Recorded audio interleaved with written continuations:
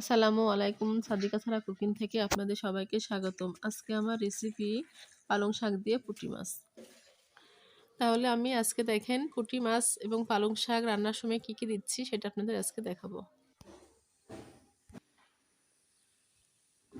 আজকে আমি রান্না করব পালং শাকের চচ্চড়ি। পুঁটি মাছ দিয়ে আপনি নতুন আলু এবং বেগুন দিয়ে আমি রান্নাটা করব। আমি যে কড়াইতে রান্না করব সেখানে নিয়ে নিয়েছি। এবার আমি দিয়ে দিব জিরা আর আদা বাটা। এবার দিয়ে দিব রসুন বাটা। আমি অল্প করে দিয়ে দিচ্ছি শুকনো মরিচের গুঁড়া। এবার দিয়ে দিব 1 চামচ হলুদ গুঁড়া, 1 চামচ কম ধনিয়া গুঁড়া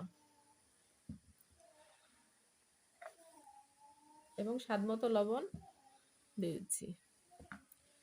এবার দিয়ে দিব দুটো তেজপাতা আমি ছিঁড়ে রাখছি, কয়েকটা আমি কাঁচামরিচ ছিঁড়ে দিয়ে দিচ্ছি। এবার দিয়ে দিব আপনার পেঁয়াজ কুচি।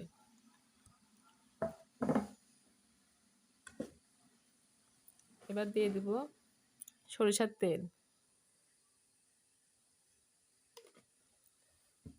তারপরে দিয়ে দিব আমি যে পুঁটি মাছটা ধুয়ে লবণ দিয়ে ধুয়ে এবং পরিষ্কার করে রাখছি সেটা দিয়ে দেব। এখন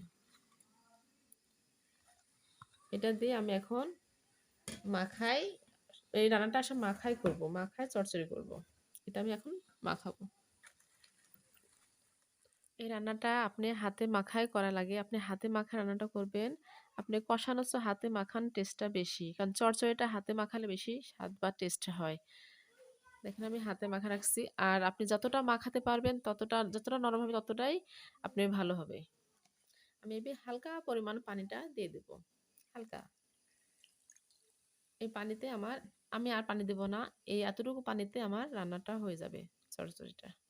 এবার আমি চুলায় চড়াই দেব। দেখেন চুলাতে দিয়ে দিচ্ছি, ঠিক এভাবে রাখবো। আমি ঢাকনা দিয়ে ঢেকে এভাবে রেখে রান্না করব।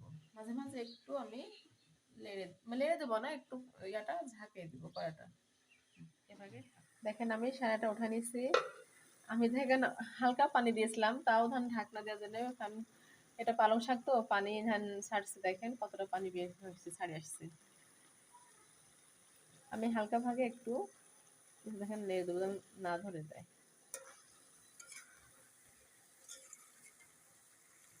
বেশি লাড়বো না, লাড়লে মাছটা ঘাটি হয়ে যাবে বা ভেঙে যাবে। আমি এবার দিয়ে দেবো ধনিয়া পাতা। ধনে পাতা দিয়ে আমি হালকা একটু নেড়ে দেবো। দেখেন আপনারা এই পর্যায়ে বেশি লাড়বেন না, লাড়লে মাছটা ভেঙে যাবে।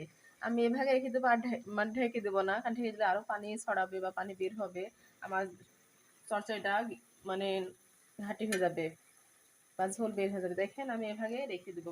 আমার রান্না প্রায় হয়ে আসছে, আর কিছুক্ষণ আমি ধনে পাতা দিচ্ছি তো কিছুক্ষণ আমি আরো একটু জাল করব। আমার চচ্চড়িটা রান্না প্রায় শেষ, আমি এখন পরিবেশন করব।